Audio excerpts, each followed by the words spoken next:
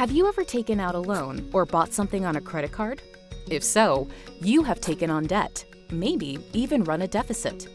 Understanding the national debt and deficit is similar.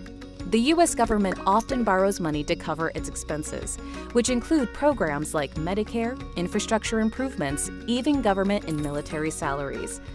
So the amount of money owed by the United States federal government is considered the national debt.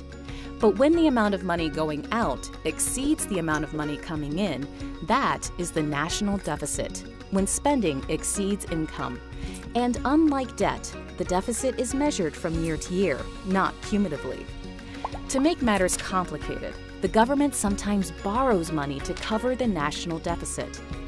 The majority of U.S. debt is held by investors, which can be domestic or foreign, governments or private investors who buy U.S. Treasury bonds. This borrowing then increases the United States national debt. So how do these numbers affect the economy? In the short term, there can be benefits to running a deficit. It infuses money into the economy. It allows the government to create jobs, build roads and infrastructure, and can put money into the pockets of the citizens, who then buy groceries, gasoline, and clothes. This is called a stimulus and is often done during a recession.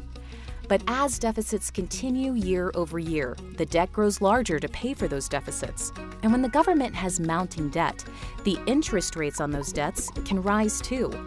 This creates an even bigger hole to climb out of because interest rates are higher. Sometimes the government borrows money just to pay the interest alone, leaving even more debt. This cycle can slow down economic growth because money that could be used to stimulate the economy is going to repay interest instead. It's a cycle where deficits lead to bigger debt, and bigger debt leads to even bigger deficits. The good news is that worldwide the United States is considered relatively stable and low-risk investment. So while our country's national debt and national deficit have multiplied exponentially over the decades, the dollar has remained strong and interest rates have not skyrocketed.